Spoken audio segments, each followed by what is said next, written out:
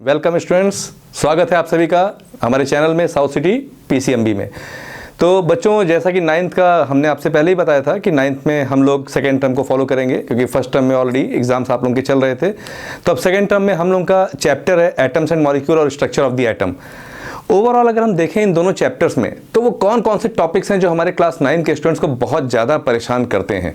तो उनमें एक सबसे पहला है कि बच्चों को रिएक्शंस नहीं मालूम होते हैं, they don't know how to write the reactions. और रिएक्शन चूँकि क्लास 10 से क्या केमिस्ट्री अगर मतलब है दैट मीन्स द रिएक्शन। तो जैसा कि मैंने आपको पहले बताया था कि केमिस्ट्री होता क्या है, तो chemistry is the branch of science that deals with the study of properties, composition and structure of matter. यानी कि जब मैटर के प्रॉपर्टीज़ की, कंपोजिशन के और स्ट्रक्चर के बारे में पढ़ते हैं तो हम लोग पढ़ते हैं केमिस्ट्री। ठीक, तो इस क्रम में हमारा जो पहला चैप्टर था मैटर इन और सराउंडिंग, और दूसरा चैप्टर था is matter around us pure, वो ऑलरेडी आप लोगों ने फर्स्ट टर्म एग्जाम में पढ़ा था। अब जो हम लोगों का सेकंड टर्म आ रहा है, उस सेकंड टर्म में हम लोग देखेंगे ये दो चैप्टर पे हम लोगों को फोकस करना है। एक है हमारा स्ट्रक्चर ऑफ द एटम और एक है एटम्स एंड मॉलिक्यूल्स। इनमें कुछ छोटे छोटे टर्म्स हैं जो बच्चों को परेशान करते हैं, जैसे एक आपका रिलेटिव एटॉमिक मास क्या होता है, मॉलिक्यूलर मास क्या होता है, एटॉमिक मास क्या होता है, एटॉमिक नंबर क्या होता है, वैलेंसी क्या होता है, वैलेंस इलेक्ट्रॉन क्या होता है, केमिकल फार्मूला कैसे बनाते हैं। और जब हम केमिकल फार्मूले को बनाना जानेंगे ही नहीं तो हम कैसे रिएक्शंस को लिखेंगे, इजंट इट। तो शुरुआत हम करते हैं पहले लॉज से। किससे? Laws, LAWS, laws of chemical combination. किससे करते हैं? Laws of chemical combination. तो जो हम लोग बात कर रहे हैं, जैसा कि यहाँ पे लिखा हुआ है आपके सामने, लॉज ऑफ केमिकल कॉम्बिनेशन, तो वैसे तो there are 5 laws of chemical combination. जो लॉज ऑफ केमिकल कॉम्बिनेशन होता है, this is not a single law, this is the combination of 5 laws. 5 नियमों का जो संगठन या संगठित समूह होता है, उसी को हम लॉज ऑफ केमिकल कॉम्बिनेशन बोलते हैं। एक्चुअल में क्या जरूरत पड़ गई लॉज ऑफ केमिकल कॉम्बिनेशन की? तो बात यह आ गई कि एटम्स आपस में कंबाइन करते हैं, तो वाई एटम्स कंबाइन, एटम्स क्यों कंबाइन करते हैं, फिर how do atoms combine, atoms कैसे कंबाइन करते हैं, तो एटम्स कैसे कंबाइन करते हैं, एटम्स क्यों कंबाइन करते हैं। ये इन चीज़ों को एक्सप्लेन करने के लिए पहले कोई नियम नहीं मालूम थे लोगों को, they don't know what is the exact reason behind it. तो उन लोगों ने कई फुटकर में छोटे छोटे नियम बनाए, जिनमें से पहला नियम बना law of conservation of mass. क्या बना? Law of conservation of mass. It is just like law of conservation of energy. ये law of conservation of energy की तरह है। Law of conservation of energy जो था वो ये था कि energy can neither be created nor be destroyed although it can be converted from one form to another. यानी कि एनर्जी को ना तो बनाया जा सकता है ना ही बिगाड़ा जा सकता है, इसे सिर्फ एक स्वरूप से दूसरे स्वरूप में या एक फॉर्म से दूसरे फॉर्म में परिवर्तित किया जा सकता है। और उसी की तरह तो एटम बना। एटम क्या है? एटम मीन्स आत्मा। आत्मा जैसे अजर अमर है, ना इसे कोई मार सकता है ना इसे कोई काट सकता है, खाली एक शरीर से दूसरे शरीर में परिवर्तित हो सकती है। उसी तरीके से यहाँ भी law of conservation of energy था। फॉर एग्जाम्पल, मेरे सामने भोजन आया, भोजन मीन्स फूड, और हमने फूड को खा लिया। जब हमने खाना खाया तो हमारे बॉडी के अंदर एनर्जी स्टोर्ड हुई इन the form of chemical energy. किस फॉर्म में स्टोर्ड हुई? Chemical energy. नाउ हमने क्या लिया? सांस लिया ना। सांस को हम लोग क्या कहते हैं? ब्रीथिंग। क्या बोलते हैं? ब्रीथिंग। रेस्पिरेशन या ब्रीथिंग? कंफ्यूज्ड? ब्रीथिंग अलग है, रेस्पिरेशन अलग है। कैसे अलग है? Breathing is a physical process. Breathing क्या है? ये एक फिजिकल प्रोसेस है, while respiration, जो respiration that is biochemical process, respiration is a biochemical process। तो हम बात करते हैं, जब breathing की बात करते हैं, तो breathing is the simple phenomena of exchange of gases between the alveoli of the lungs and the environment। ठीक है, हम सांस को खींचते हैं। सांस मतलब ऑक्सीजन। ऑक्सीजन को लिया, वो ऑक्सीजन हमारे लंग्स में, हमारे फेफड़े में गया, और हमारे फेफड़े में जो एल्वियोली थे उसमें ये ऑक्सीजन भर गया। तो दिस इनटेक ऑफ ऑक्सीजन, और जो हमने सांस छोड़ी, ये जो सांस रिलीज की, this outtake of carbon dioxide. तो intake of oxygen and outtake of carbon dioxide is simply known as breathing. ठीक है, इसके लिए एक शायरी बनी है, if you will breathe you will respire, if you don't breathe you will expire. अगर आप सांस लोगे तो आप जिंदा रहोगे, आप सांस नहीं लोगे तो मर जाओगे। ठीक, तो इन दिस वे अब जब ये ऑक्सीजन अंदर गया तो ये ऑक्सीजन धीरे धीरे फिर हमारे हीमोग्लोबिन, जो हीमोग्लोबिन्स होते हैं ब्लड के अंदर, वो ऑक्सीजन को कैरी करते हैं और वो कैरी करके हर सेल्स तक पहुंचाते हैं। ठीक, और जो सेल होते हैं उन सेल को अब परफॉर्म करना होता है रेस्पिरेशन। क्या करना पड़ता है? रेस्पिरेशन। ठीक है, तो व्हाट इज रेस्पिरेशन? रेस्पिरेशन में be defined as a break down of the biochemical not biochemical you can say, मतलब कह सकते हैं फूड कह सकते हैं। तो रेस्पिरेशन में भी defined as a biochemical process in which the breakdown of complex organic food molecules takes place. Respiration वो जैव रासायनिक अभिक्रिया है जिसके फलस्वरूप हमारे शरीर के अंदर का जो खाद्य पदार्थ होता है, जटिल खाद्य पदार्थ होता है, वो ब्रेकडाउन हो जाता है। तो रेस्पिरेशन में भी defined as the breakdown of the complex organic food molecules inside the body of a living organism to give out carbon dioxide, water and energy in the form of ATP, adenosine triphosphate के form में energy store हो जाती है। ठीक है, तो respiration वो प्रक्रिया है, वो ऑक्सीडेशन प्रोसेस है जिसमें हमारा फूड ब्रेकडाउन होता है और ब्रेकडाउन होने के बाद एनर्जी रिलीज करता है। तो रेस्पिरेशन को हम कह सकते हैं it is a catabolic process. क्या होता है? Catabolic process. जैसे हम लोग कहते हैं ना कि मेटाबॉलिज्म एक टर्म होता है, तो metabolism is the sum total of all the biochemical reactions that takes place inside the body of a living organism, यानी वो संपूर्ण जैव रासायनिक अभिक्रिया जो हमारे शरीर के अंदर होती है उसे हम बोलते हैं मेटाबॉलिज्म।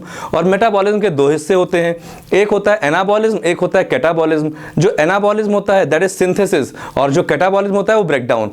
आप सोच रहे हो कि सर आप तो हमको बायोलॉजी पढ़ाने लगे, एक्चुअली केमिस्ट्री जो है ना वो फिजिक्स के साथ में भी है, बायो के साथ में भी है और नॉर्मल तो है ही है। जैसे अगर बायो के साथ में तो उसे हम बायोकेमिस्ट्री बोलते हैं, फिजिक्स के साथ में तो उसे हम फिजिकल केमिस्ट्री बोलते हैं, इनऑर्गेनिक है तो इनऑर्गेनिक केमिस्ट्री, ऑर्गेनिक है तो organic chemistry. There are several branches of chemistry. ठीक, तो मेरे बताने का यहाँ पर मकसद क्या था कि हमारे बॉडी में भी बहुत सारी रिएक्शंस होती हैं और बाहर भी होती हैं, लेकिन there is a short term of confusion कि जैसे कोई भी चीज़ कैसे होती है। लोग कंफ्यूज थे कि ब्रीथिंग है कि रेस्पिरेशन है, दोनों को एक समझ रहे थे, दोनों अलग अलग चीज़ें हैं।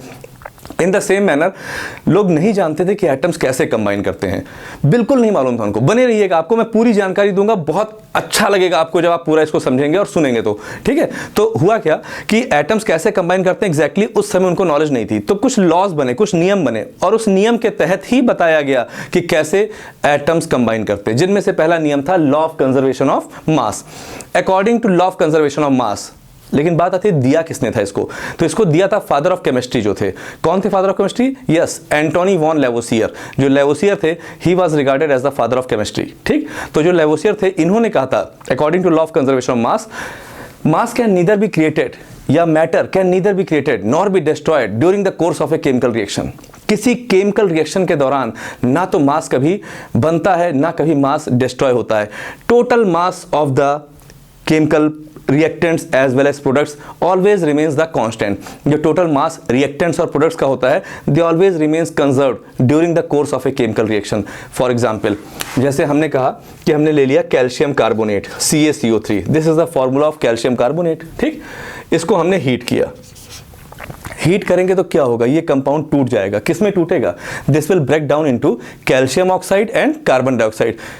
आप बने रहेंगे हमारे साथ तो मैं आपको बताऊंगा, सिखाऊंगा भी कि कैसे फॉर्मूले को हम लिखते हैं। ठीक है, तो यहां पर हमने लिखा CaO, this is the formula of calcium oxide, और हमने साथ में लिखा CO2, this is the formula of carbon dioxide. ठीक, now just to solve the numericals of the law of conservation of mass we have to understand about the atomic masses. हम लोगों को atomic mass के बारे में जानना बहुत जरूरी है। ठीक है, तो जैसा कि एटॉमिक नंबर जो होता है, तो हमारे प्रीवियस क्लासेस में मैंने एटॉमिक नंबर के बारे में बताया है, जिसमें मैंने कहा था कि atomic number is the number of protons present in the nucleus of an atom. किसी एटम के अंदर कितने न्यूक्लियस में प्रोटॉन्स प्रेजेंट हैं वही उसका एटॉमिक नंबर होता है।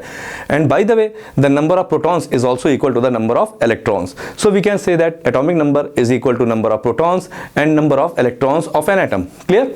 Now what about the atomic mass? Atomic mass या हम कह सकते हैं mass number, this is the sum of protons and sum of neutrons.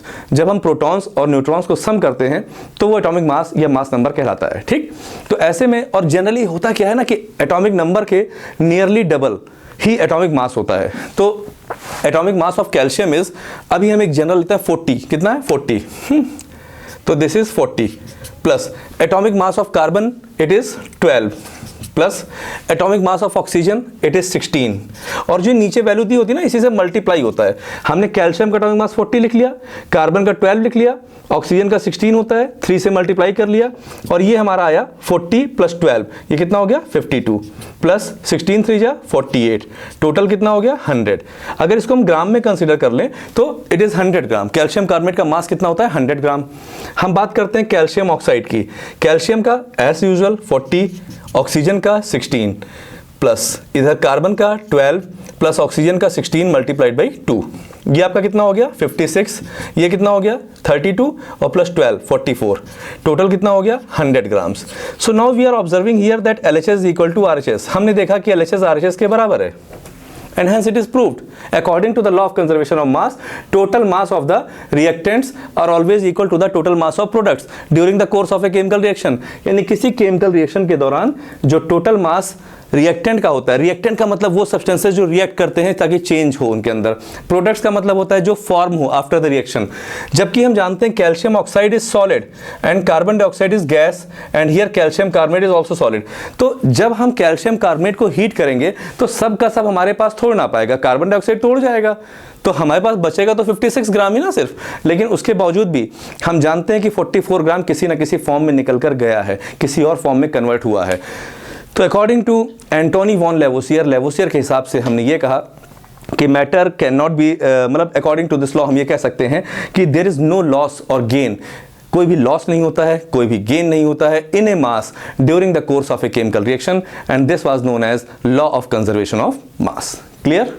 तो अब अगर कोई आपसे पूछता है what is law of conservation of mass, आप सिंपल फॉर्म में बताएंगे कि according to law of conservation of mass, total mass of the reactants and total mass of the products are always remain the same during the course of a chemical reaction। ठीक, या हम कह सकते हैं there is no loss or no gain in the mass in course of a chemical reaction। ठीक, या हम कह सकते हैं कि mass of the reactants and products are always conserved during the course of a chemical reaction, या हम कह सकते हैं mass of the reactants and products are always constant during the chemical reaction। Clear? तो ये एक पहला नियम था जो लॉज ऑफ केमिकल कॉम्बिनेशन में आता है। क्लास 9th में सिर्फ 2 ही नियम है, ठीक है, सिर्फ 2 ही नियम है, ओवरऑल 5 है। दूसरा जो है that is law of constant proportion. क्या था? Law of constant proportion. ये जो लॉ ऑफ कांस्टेंट प्रोपोर्शन था, this was given by the French chemist. ये एक फ्रेंच केमिस्ट थे, उनके द्वारा दिया गया था। क्या आप बता सकते हो उस फ्रेंच केमिस्ट का नाम क्या था? उनका नाम था Joseph Proust. This law was given by French chemist Joseph Proust.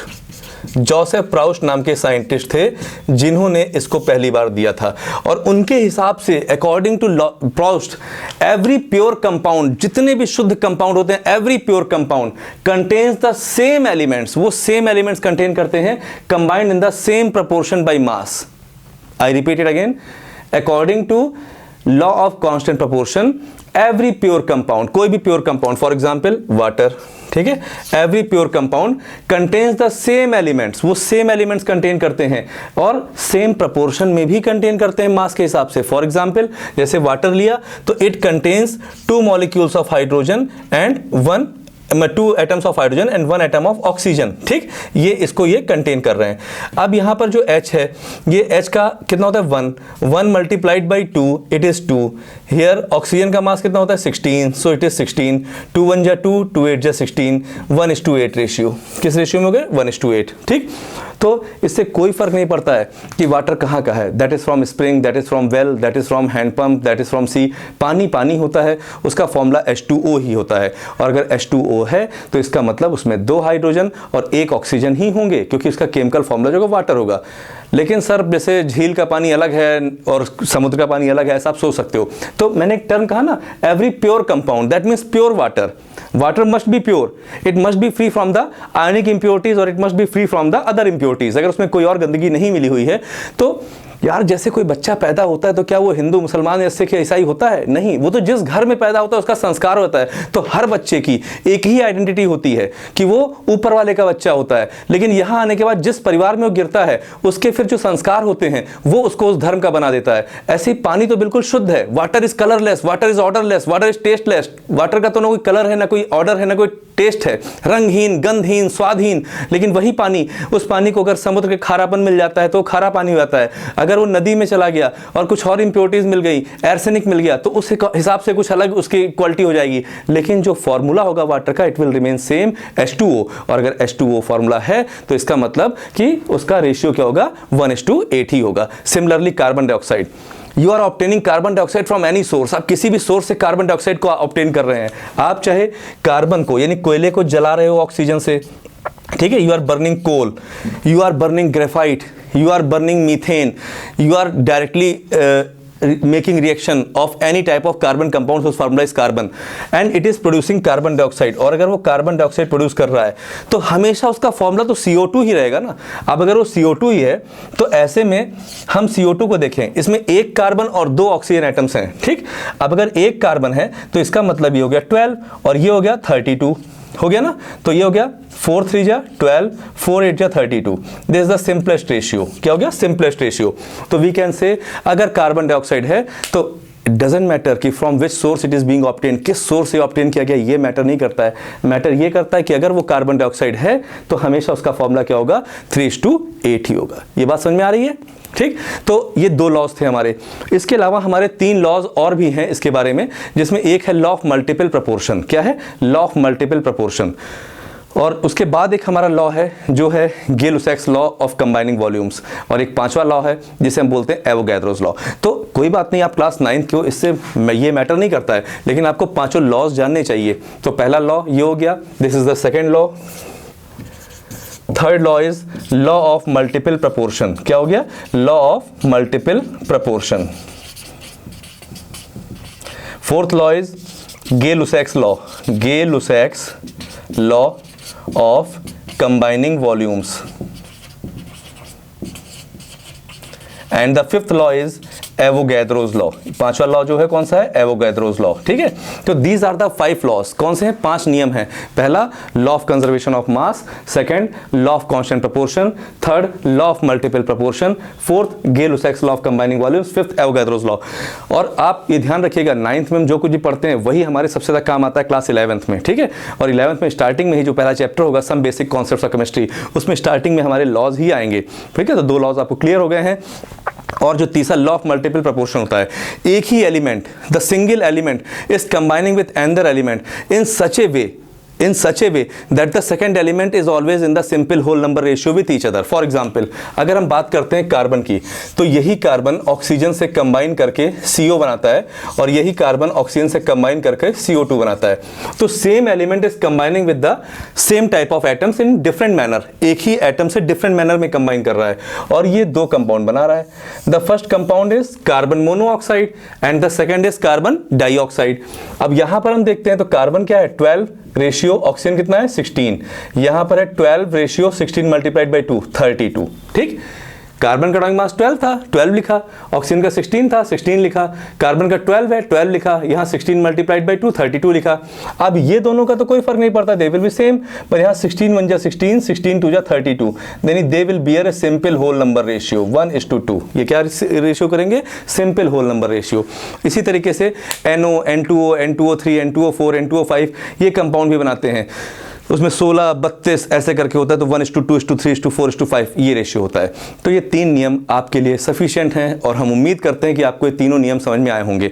रही बात है एवोगैड्रोस लॉ की या गे-लुसैक्स लॉ की, तो ये भी हम आगे बताएंगे, लेकिन अभी फिलहाल हम आपके कोर्स के हिसाब से चलेंगे, NCERT के बियॉन्ड नहीं चलेंगे। और हम चाहेंगे कि आपके एग्जाम में आप अच्छी सफलता पाएँ हमारे इस एपिसोड को देखकर। तो I think it is very clear to you. हम नेक्स्ट टॉपिक में बात करते हैं law of conservation of mass के न्यूमेरिकल की, और इसके साथ में हम जो आगे कॉन्सेप्ट है उसको हम देने की कोशिश करेंगे, और डाल्टन्स एटॉमिक थ्योरी के साथ में हम आपके साथ आएंगे नेक्स्ट एपिसोड में, ठीक है। तो आप इसको कमेंट करिए, लाइक करिए, शेयर करिए, और अगर पसंद आए तो इसको और लोगों को भी बताइए। Thank you.